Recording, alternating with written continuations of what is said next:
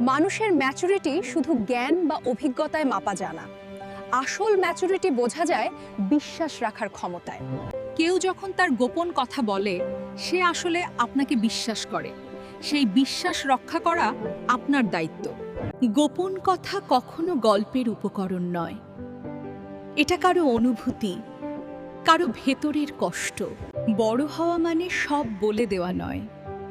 বড় হওয়া মানে জানার পরেও নিজেকে থামিয়ে রাখা। কোন কথা বলতে হবে আর কোনটা নয়, এই বোধই পরিণত করে। ম্যাচুরিটি মানে সীমা বুঝে চলা।